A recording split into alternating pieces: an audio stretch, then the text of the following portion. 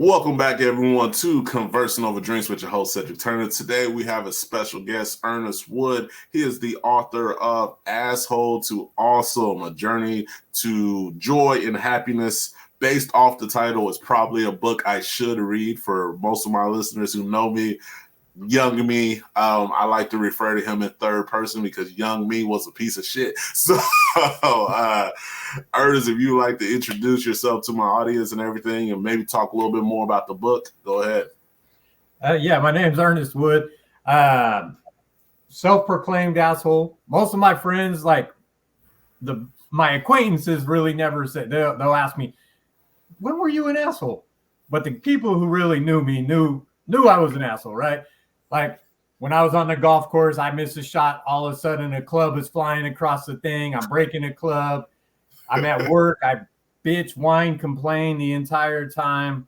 Road rage. I mean, road rage was it was almost like a passion of mine. I had, like, somebody cut me off. They were going to find out. They knew that, they shouldn't have done that by the end of the driving.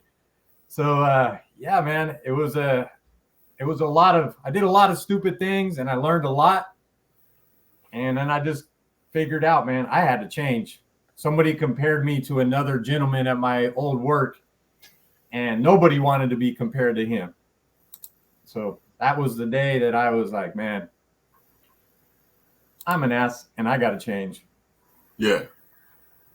So, like I said, like you said, being a self-proclaimed asshole, like, why do you think yourself and others would categorize you in that light? Like, what were things that made you be like, yeah, I'm an asshole when it comes to this? Like some of the stuff I was already, I mentioned, like I was that guy at work that any time that there was a problem, I was the guy who was complaining. I was the guy, I grew up where I had discipline enough to do my job at the best of my ability, but you were going to hear about how well I did the job or how well or how bad somebody else wasn't going to do it, right? I also got pretty racist, and then that kind of came from the childhood. There was a couple of circumstances and different weird things that was happening during my teenage years. That I went from being a guy who I had a group of friends that I could say the N-word and we were like, nobody cared. I was that guy. Like we were just so close of friends that I didn't even know that was not even supposed to be used by a white guy in that group of, you know what I mean? Yeah. So then all of a sudden, like the dynamics of the town changed. And then I found out my dumb ass wasn't supposed to be using that word. And then there was, different things that happened down the road. And then I just kept piling on like different hate things, and some of it I said as a joke. It wasn't fun. I mean, it was funny because, like the crowd I was with thought it was funny, but it was not good. And I just the more I thought about it, the more I just did not like myself. Yeah. Like it, I can understand that. Being a black man growing up in the South, I've heard a lot. It's always interesting talking to someone who is honest about the racism, because a lot of people, they just, like I used to say, I used to tell my buddies, I was like, the worst thing you can say to a black person is the N-word. I was like, the worst thing you can say to a white person is you're racist. I was like, they're just like, whoa, chill out. Come on, man.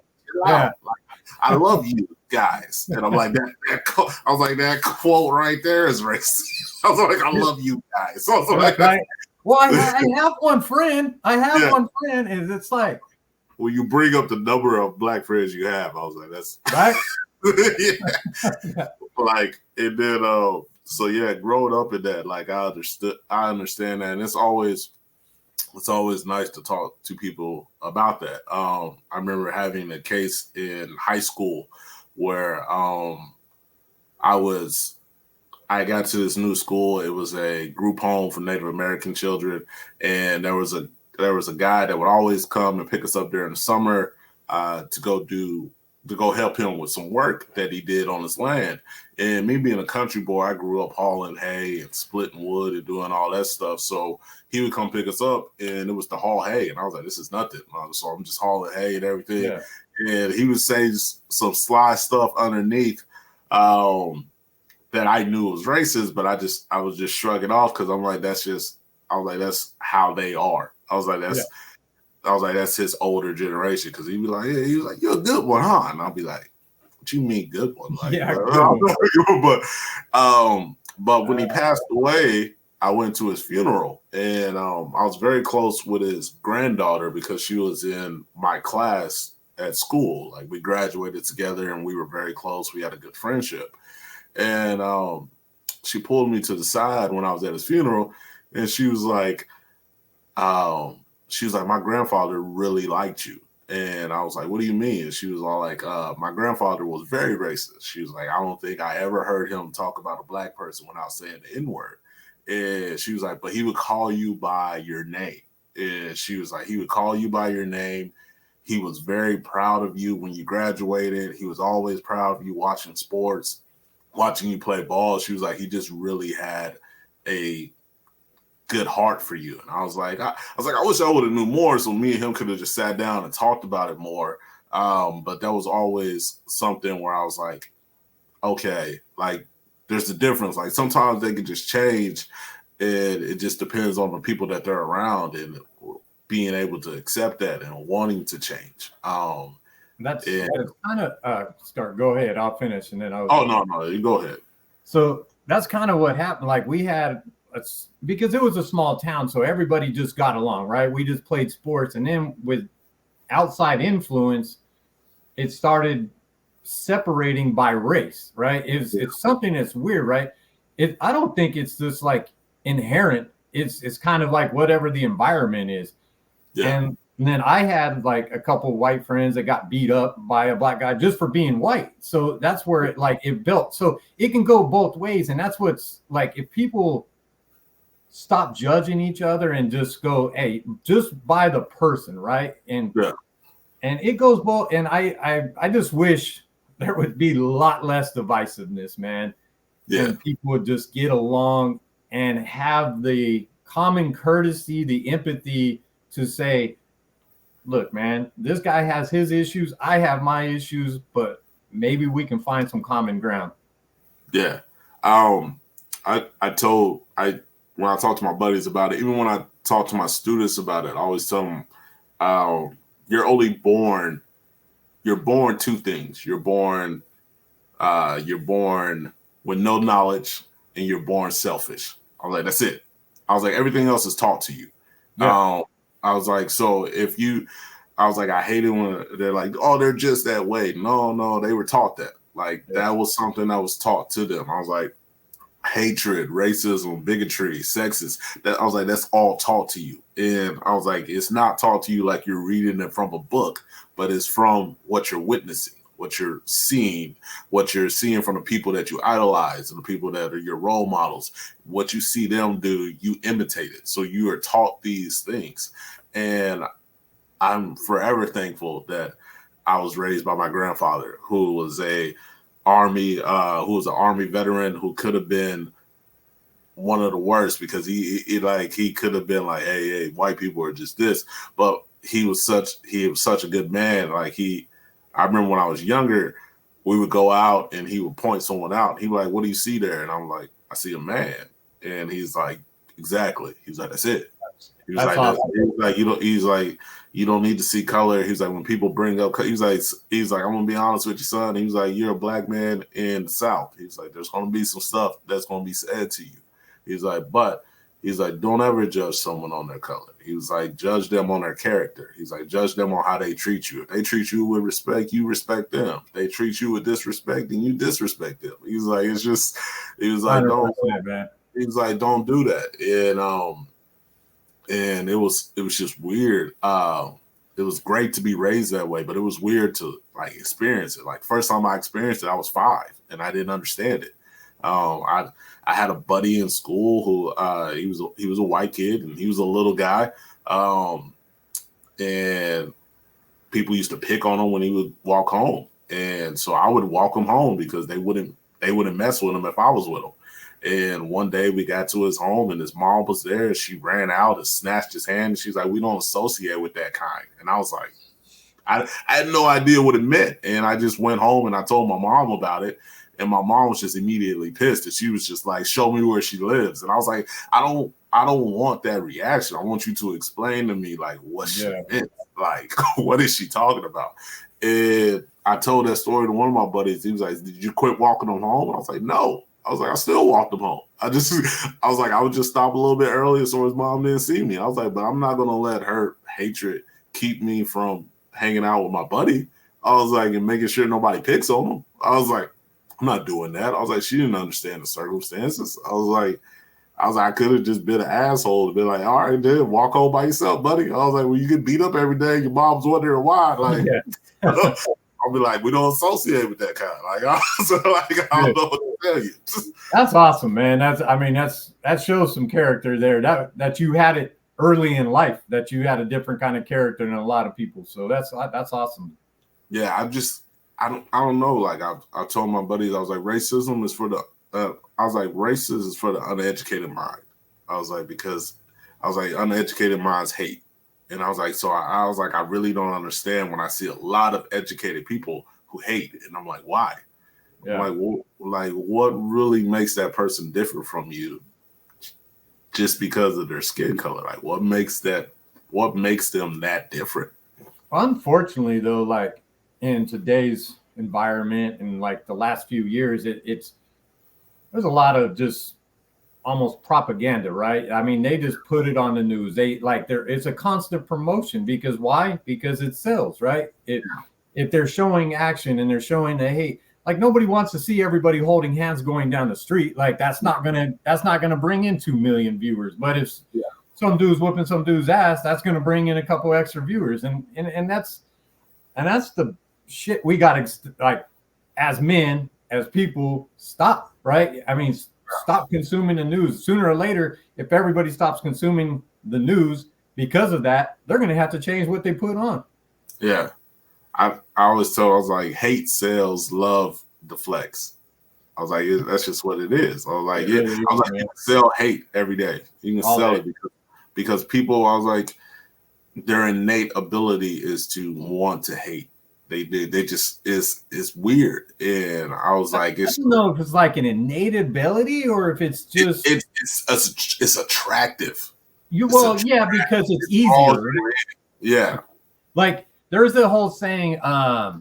Let's see, what is it? Bad habits are easy to keep, but hard to live with. Good habits are hard to keep, but easy to live with. Right? Like. Yeah. I might not have said that right, but you get the picture. Like bad habits are super easy to live with, but they're super easy to keep, but they're hard to live with, right? Yeah. And it's like hate is easy. Yeah.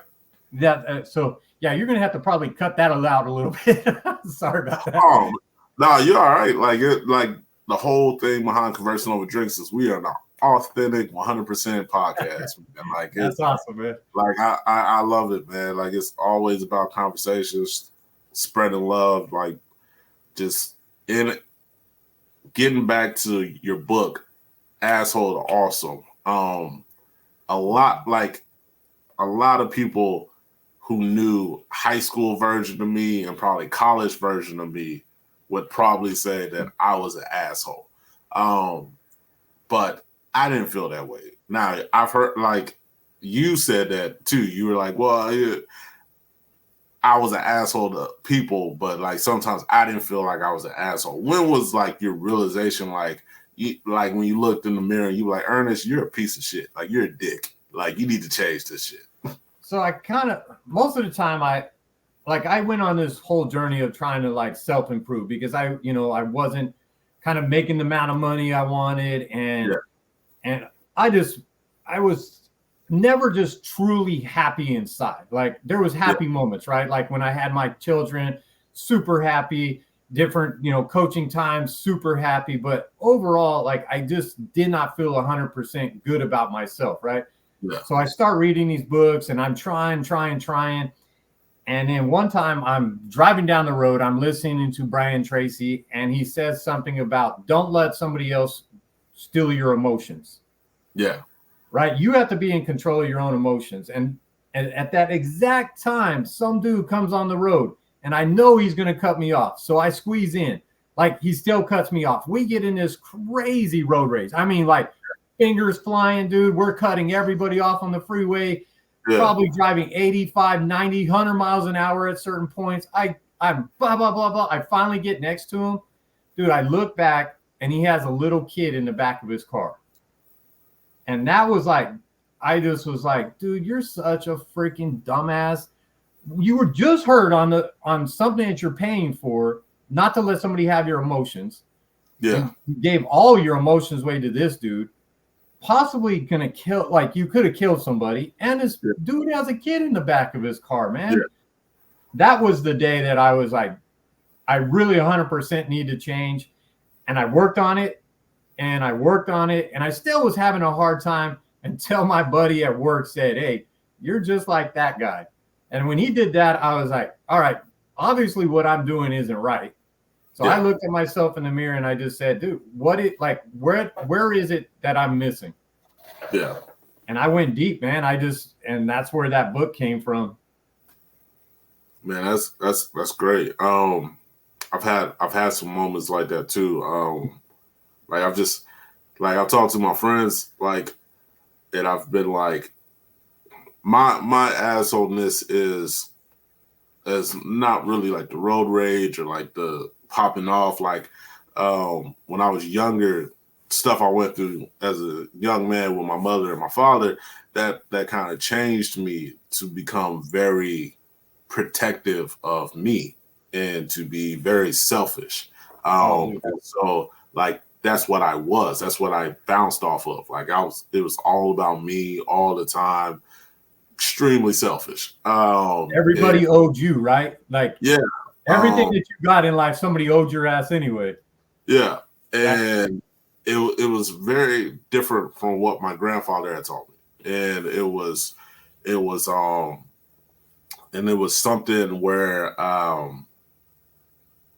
when I talked to my buddies about it, I was like, man, like, I was like, damn, dude, like I was really selfish. Like I looked back on stuff and I was like, fuck, I was selfish as hell in that situation. And it didn't really like dawn on me until my grandfather passed.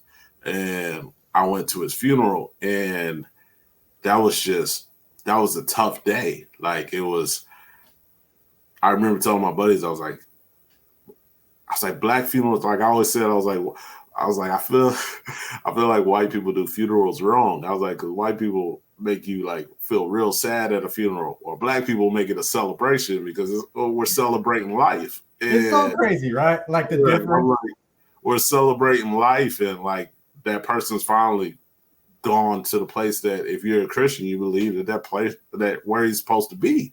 Yeah. And I was like, but man, I was like, it was just so hard.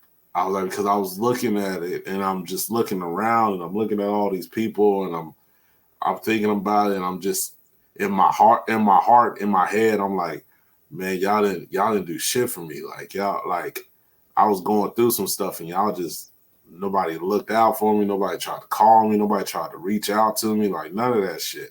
And I'm driving back home, and my mentor went to the funeral with me, which was a good thing for me. And then when we went our separate ways, he drove to his home and I drove to my home.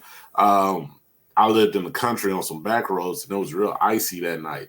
And it was just, my car was just swerving back and forth, and I'm driving real slow. So like a drive that would take me 20 minutes ended up taking me about an hour. And there was a time that I slid off the road and I'm in a ditch, and I'm like, man, how am I gonna get out this ditch? And I just heard my grandfather, he was like, you deserve to be in this ditch. And I'm like, what? And he's like, that ain't how I taught you. That ain't what I taught you to be. That ain't the man I taught you to be. And it was just, I didn't cry at his funeral. I didn't cry when they told me he died. I didn't cry any of that. But right there in that moment, I just broke down. And that that was the moment where I was like, I gotta change some stuff. Like I gotta switch up. And that was when I started to switch up. But then that's when also like it was I don't know how you are with religion, but that was when like I really started to argue with God a lot. And because it was my grandfather passed, and I remember telling my buddies, I was like, hey, me and my grandfather were super close, but he prepared me for him passing. Like he always told me not to be down about that. Like I didn't even take time off from work. I went to work the next day. Like it was just like it was like that. I was like, if I took time off from work, my grandfather would be pissed off. Like I was like, I went back to work. I was like, but I told my buddies, I was like, if my grandma passed, I was like, I'm gonna be in a dark hole. I was like, because I was like, that was my mother. I was like, she basically raised me. I was like, that's my mother.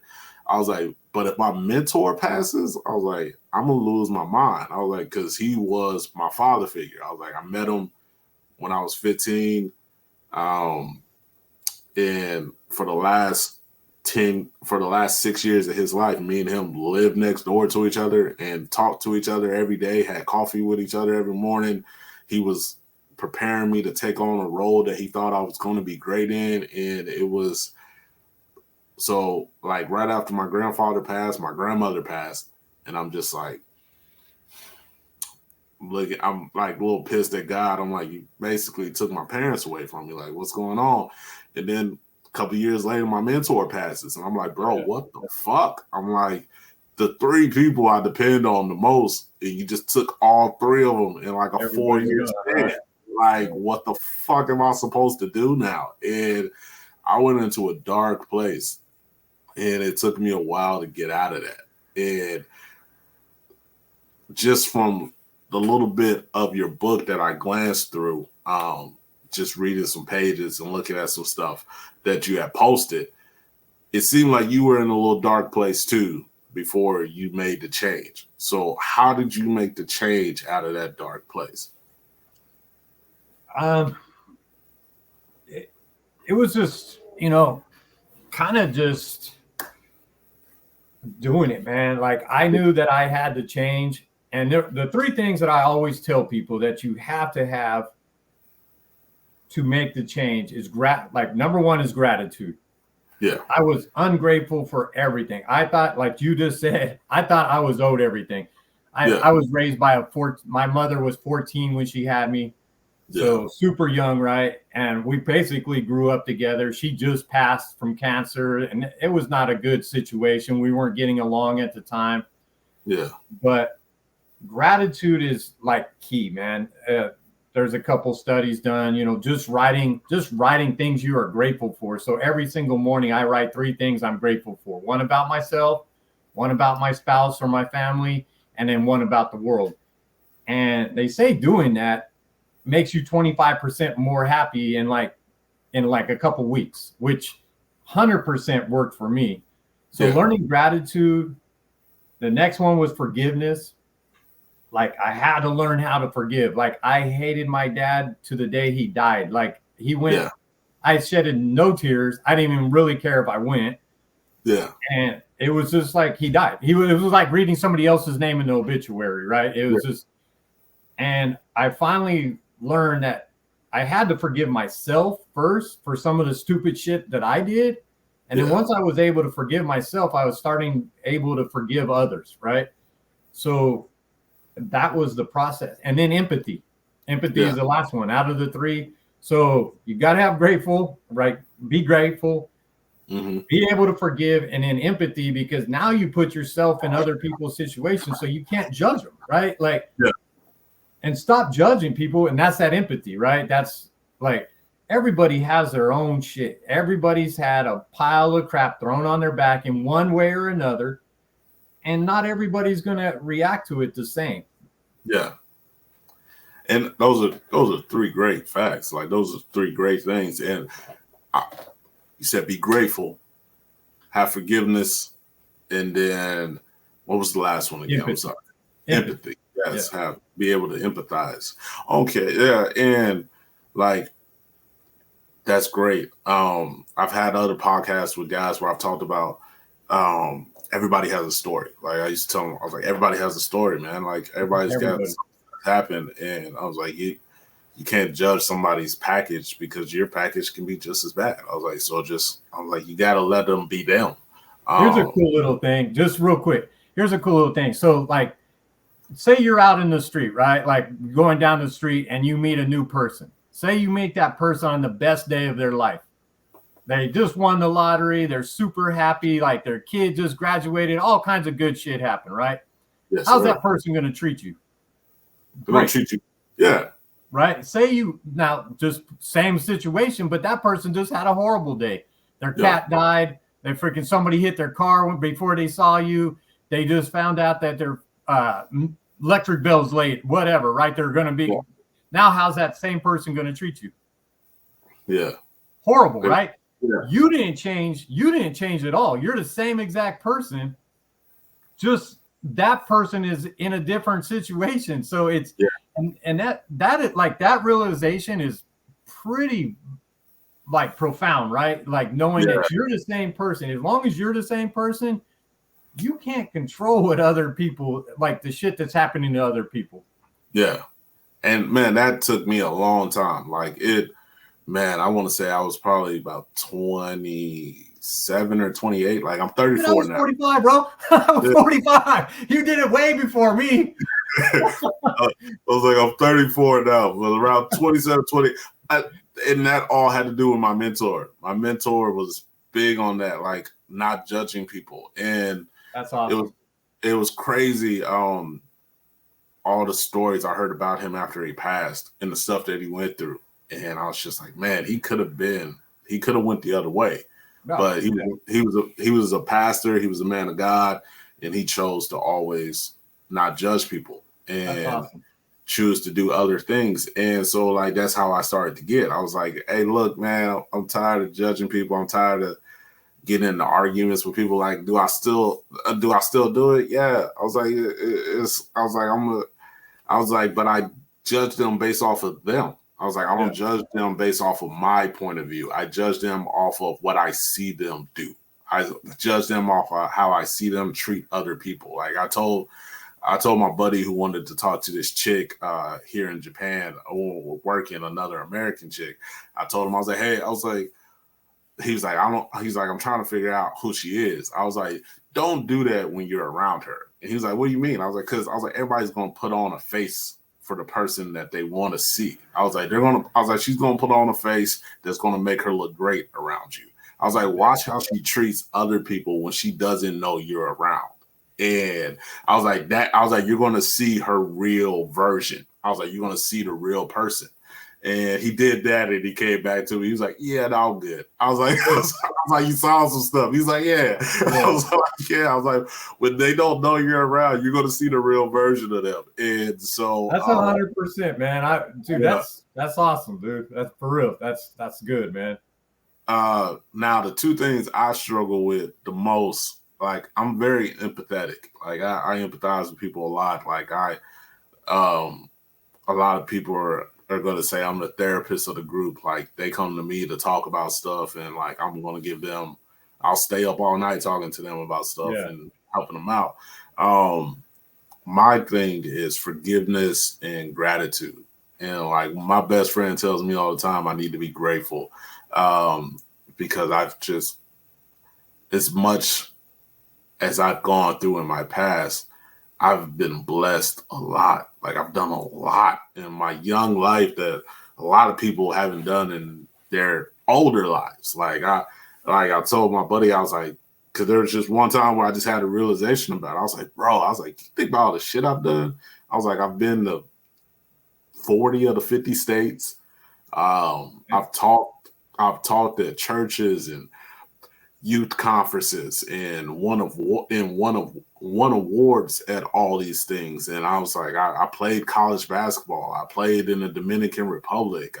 I've been to Italy. I've been to Africa. I'm living in Japan right now. Like I was like, I have friends that are multimillionaires. Like I have buddies that are professional athletes. Like, and I was like, I have dudes that are professional that are in music and actors, and I was like all these guys that I was like that I know, like I've had sat down and had conversations with them, and I was like, and and I still sit back and I'm like, I don't got shit. And I'm like, I'm not grateful at all for anything. I was like, I've been blessed a lot. And I was like, the gratitude has been something I struggle with. I try to get there to that point. I'm telling you, man, start writing 3 things a day. It will change. It takes a few times to make a habit, but just start. I mean, even if you had to start with one thing, right? Just one thing and make it super freaking simple at first.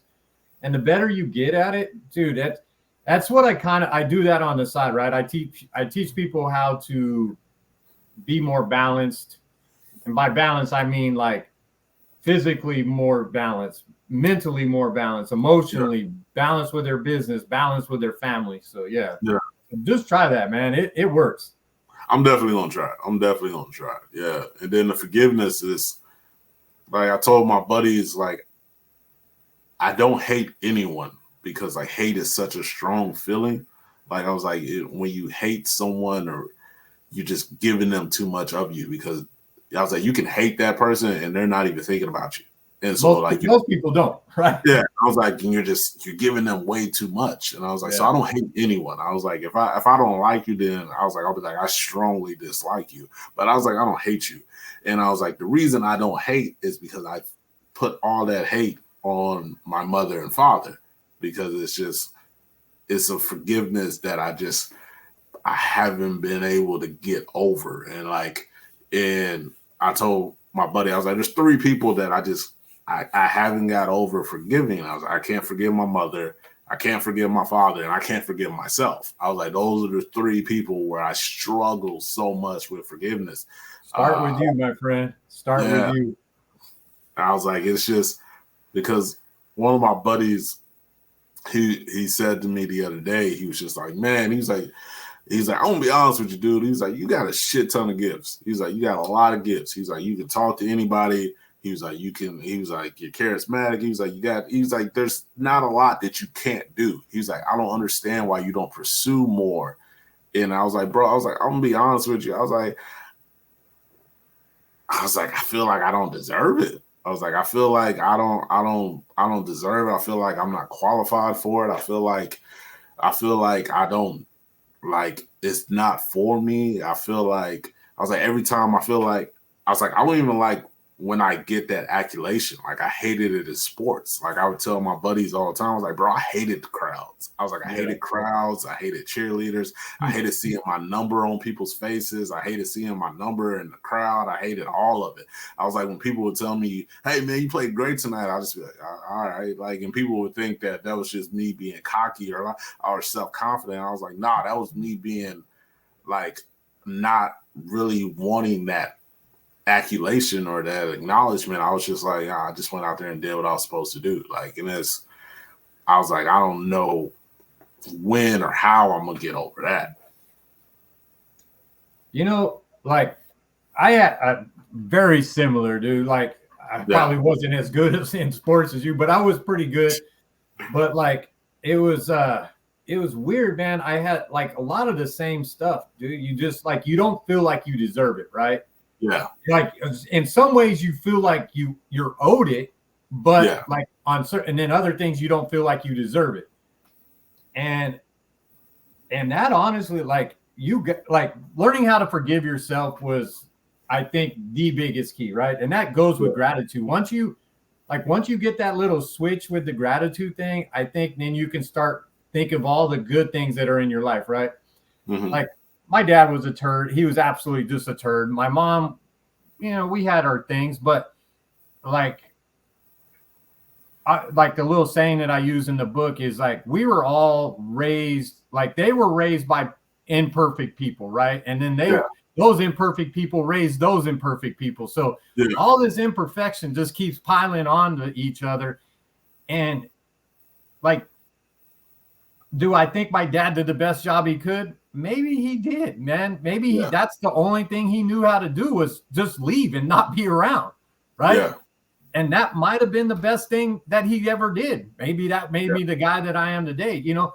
And same thing with you. You know, I don't know the whole situation, but you know, maybe that was the best they had at that moment. And it could have absolutely freaking sucked.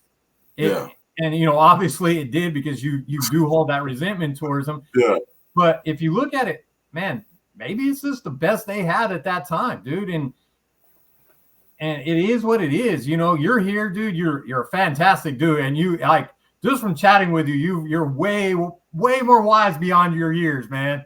So it's been a pleasure, dude. But like, honestly, man, you just, like, the big thing, man, if you can just forgive yourself and maybe start with a gratitude and see if that can build upon that, and allow that freedom of being grateful for what you have go into forgiving yourself, and then your parents. Once you can get that out of there, dude, like, there's a couple little practices, man. It's you write them a letter. I know so you write them a letter, man. Just put all the shit in the world, like you're gonna release it on that letter, right? Yeah. Address it to them. And these little practices do actually work. I did it. I've done it. And some of them sound stupid as hell, because you like, what the fuck am I going to write a letter? You're not even around. But it's that release, right? You write the letter, and then you read it, you tear the shit up, you throw it away. And that throwing it away process is you letting it go. Yeah. Right? Does that mean? Yeah. And dude, it's powerful, man. It honestly is freaking powerful, dude.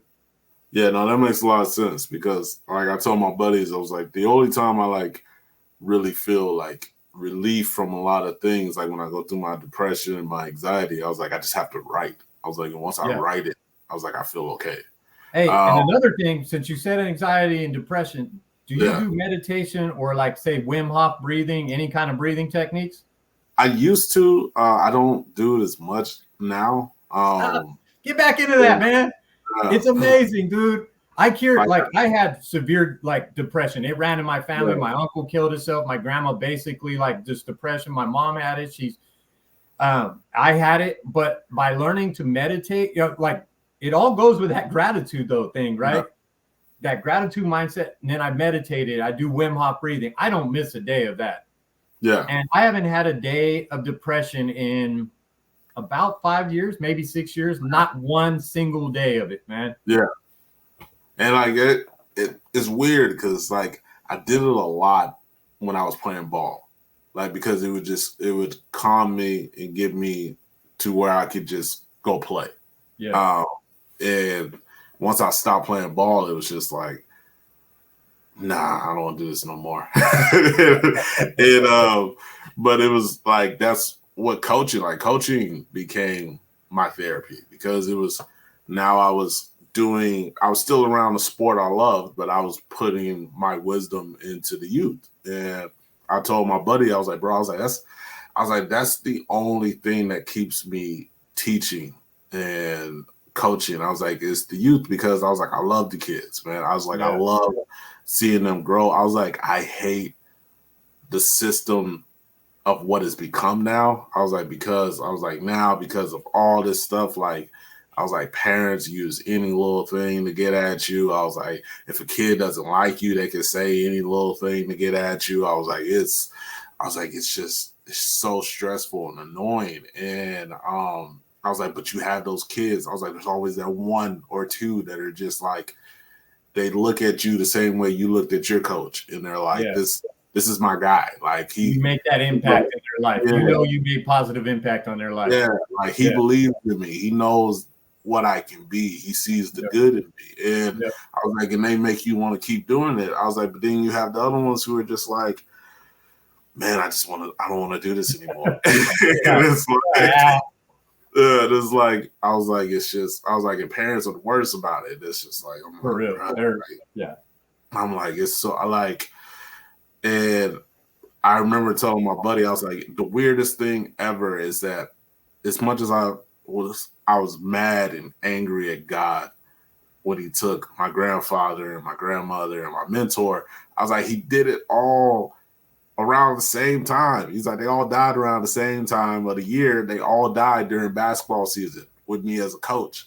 And so it was just me being able to snap into basketball and use that as therapy to get the release from them. Because the first team I took to state was when my grandmother passed, and I took my girls to the state tournament that year, and I had to apologize to them before we went to the state tournament, because I was like, girls, look, I know I've been hard on you, because I was like, when she passed, I was like, that was my release. Like, I lived at the gym. Like, I was watching film, and like we were going, and I was hard on them. I was pushing them because I was just trying to get it out. And I was like, this has been my therapy for my grandmother passing. And my girls were great about it. They were like, no, coach, look, we understand. They was like, we were surprised when you came back to work. They were like, we were very surprised. We were happy, but we were surprised.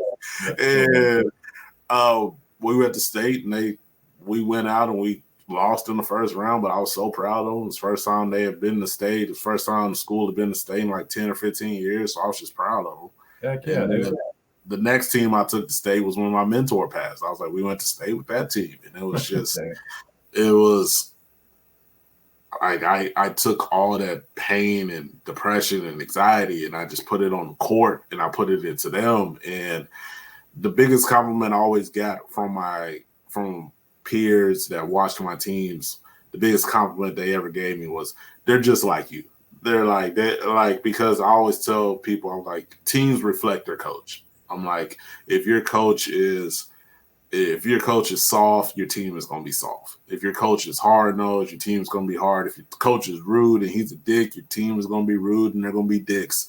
I was like, my team was on the basketball court. We were little assholes, because I mean, like, that's what I was on the court. Like, I was like, if they didn't wear our jersey, we did not care about them. Like, I used to tell my kids, I'm like, hey, dude, I know you got friends. You grew up with these guys. I know you're friends with them. I was like, you grew up with them. Y'all just go to different schools. I know you're friends with them.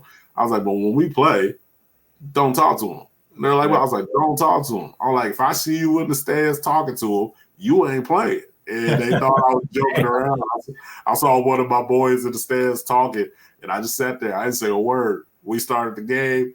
He was in the starting lineup. I switched the starting lineup up. He's sitting next to me on the bench. He was all like, Coach, why am I not playing? I was like, oh. I was like, my bad. I was like, weren't you just talking to him? I was like, what'd I tell you? I was like, we don't do that. And he just sat there next to me the whole game, just mad. And he was just like, we still won the game. And after that, like, he didn't say a word to nobody. We were just, every time we went anywhere, they just sat together as a team. And my buddies always asked me, why you do that? I was like, because. I was like, bro, the only way you can win in sports is being a team. I was like, you have to be a team. You have to want to.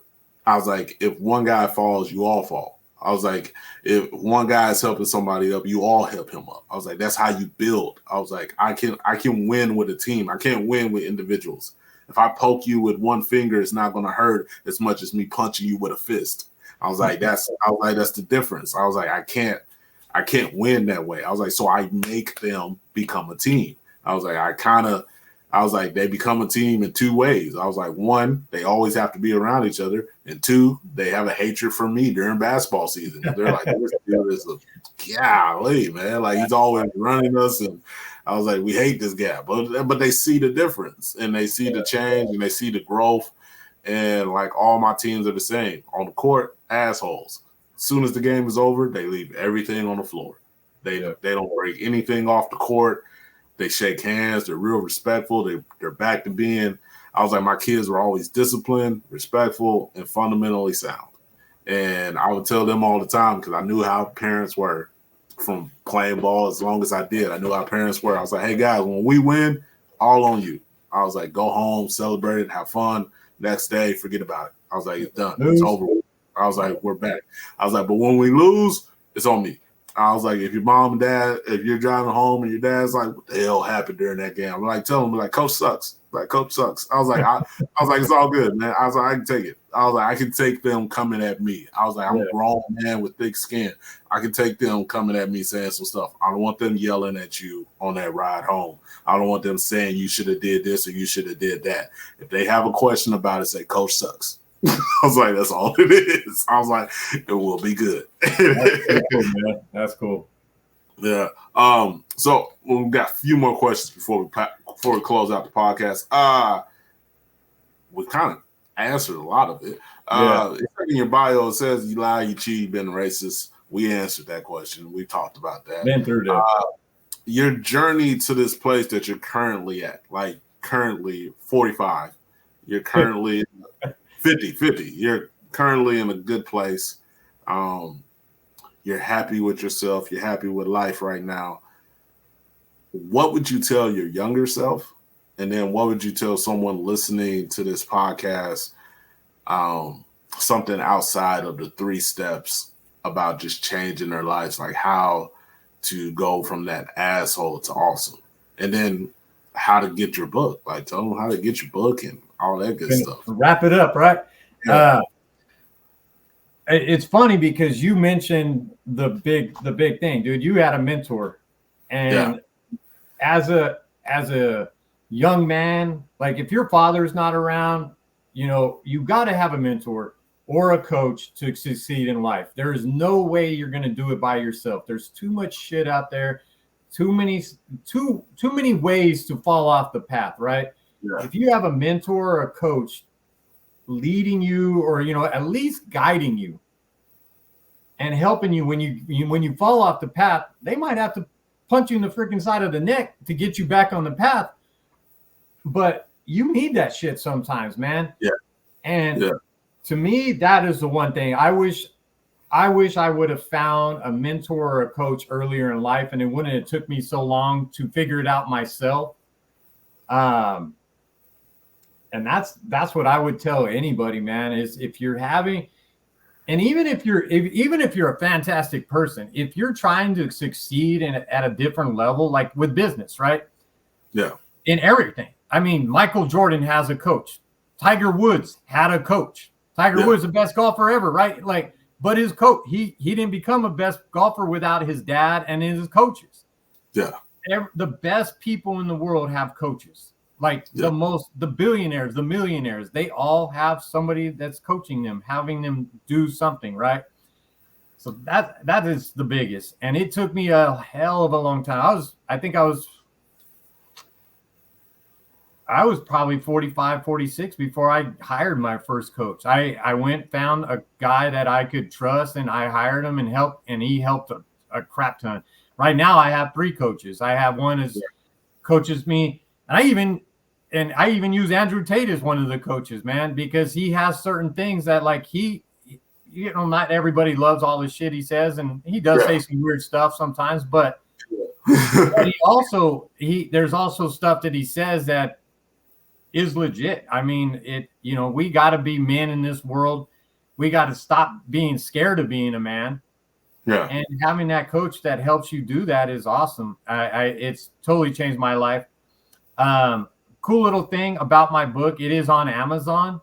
But for the next month, every single dollar, any profit that I get is going to this little dude. His name is Paxton. I met him in Kauai, 7 years old, has leukemia, fighting it hard, and all profits are going to him. So if anybody, just get on Amazon, buy the book, man. All profits are going to him. I get nothing out of it, And then I also have a website. It's ernestwood.com. Right there, it talks about some of the coaching. I have a new book coming out. It's shot probably in the next month to 2 months. It's Chasing Awesome, Mastering Your Life with Balance. It just talks about some of the stuff that we talked about. It goes a little further in depth on that. Yeah. That's good stuff, man. That's great. That's great, man. And it's been great having you on the episode, man. I think it's been fun. I think it's going to be a good episode. I hope we can reach a lot of listeners with this episode. It's going to be a lot of fun. But once again, man, thank you to everyone for listening to Conversing Over Drinks with your host, Cedric Turner. And thank you, Mr. Wood, for being on today. This has been a great episode. I hope anybody that's listening to this episode, or if you're watching it on YouTube, you take something from this episode. It's been a great time. It's been so much fun. And like we always do, peace. I'm out. My pleasure, man.